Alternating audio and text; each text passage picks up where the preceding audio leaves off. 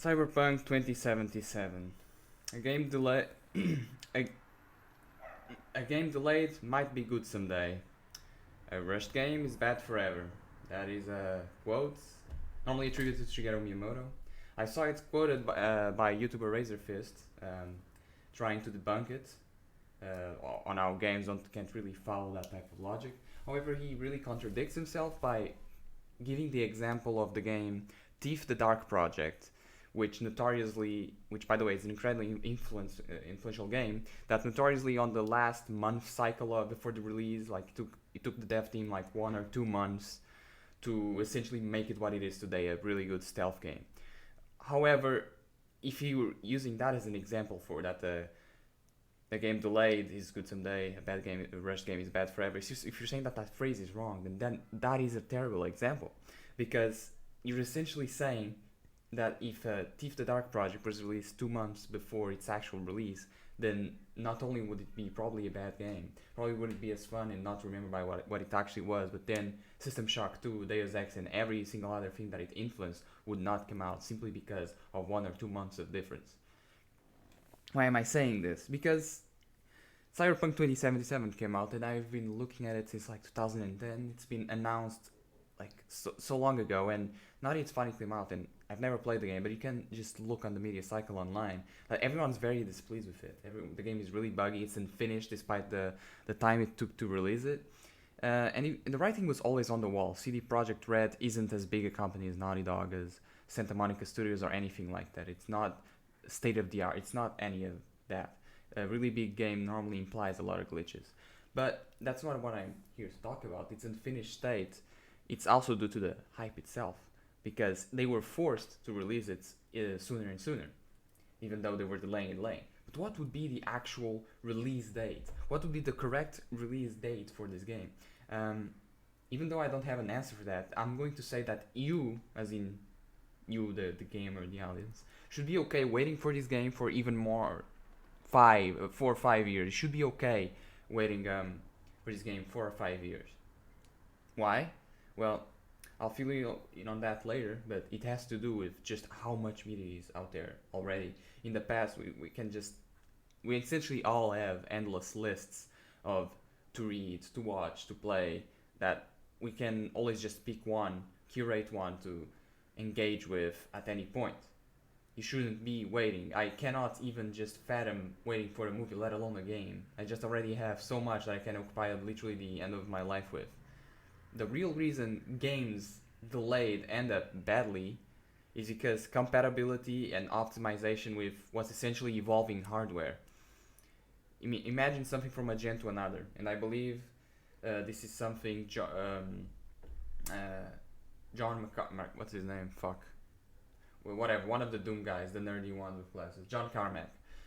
He really put it correctly when he said that it was a big mistake to take so long to release their previous shooter, Rage. Not Rage 2, the original Rage. They took a long time to develop. But he said, well, the world from the beginning of development of Rage to the end of it was already a different world. And that's essentially what you're dealing with with a prolonged dev cycle. If you take 10 years to release a movie or a book or something, the platform is always going to be similar. But a game always has to compete with, even in a PC, which is customizable, you have to take you have to take into account people with lesser graphics cards, weaker processors. And now crossing gens of consoles, which are extremely specific hardware, and having to account for that, people who haven't upgraded or people who have been waiting and still have older hardware, the amount of things that, and it's like you can have optimized assets for one and optimized assets for another, and to do an overhaul that takes into account everything, it's so ridiculous in scope that it's pretty much impossible without restarting the whole game again, just so you can have everything on the same level. And like that is the state nowadays. We made the bar for V games just too high. The bar was never meant to be this high, to have this high fidelity. Games were never meant to have this high fidelity. Every dev is going to be burning their wings this generation, the PS5 generation, the 3090 RTX generation. they will not. No one will be able to compete with the expectations the consumer base has. Now, The filter of time allows us to separate coal from gem, and everyone has a backlog, like I said, of countless gems to get to read, to watch, to play. Um, it's infinite.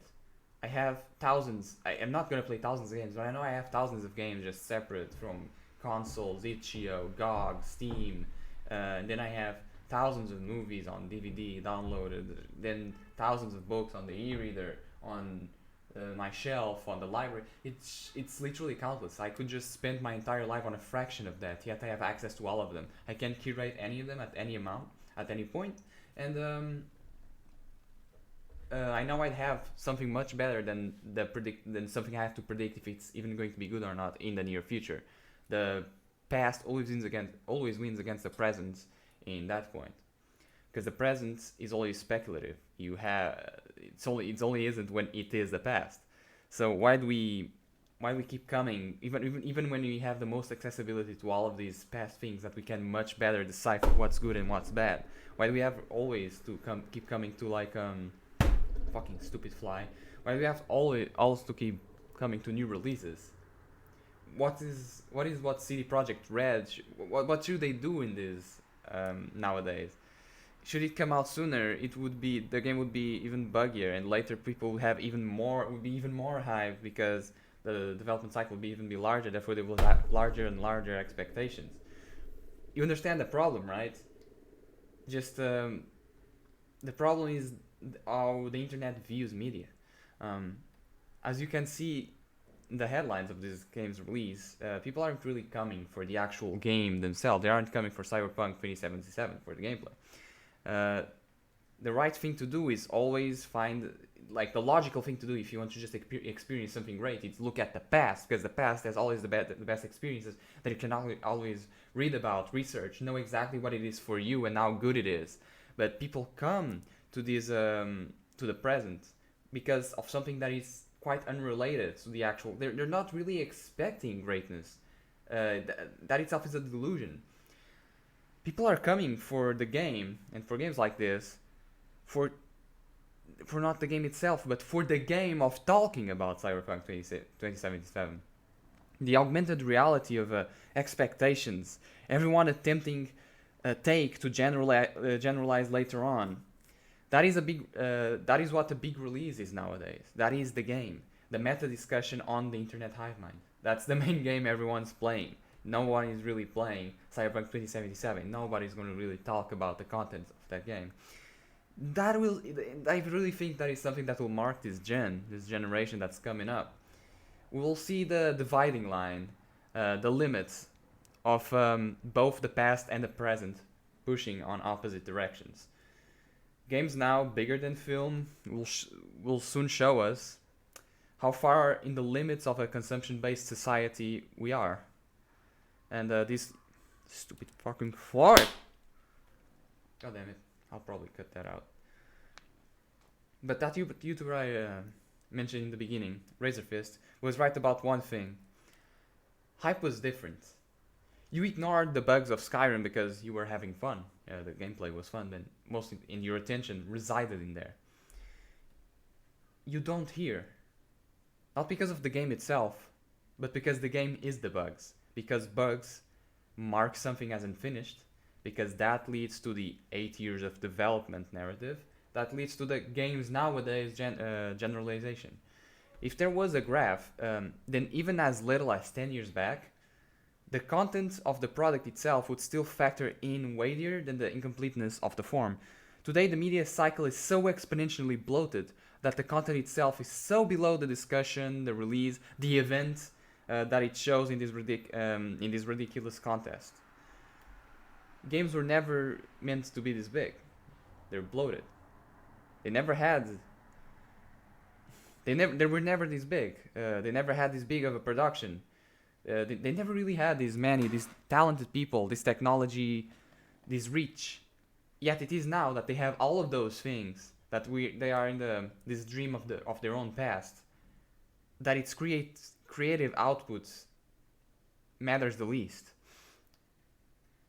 And with that said, for the biggest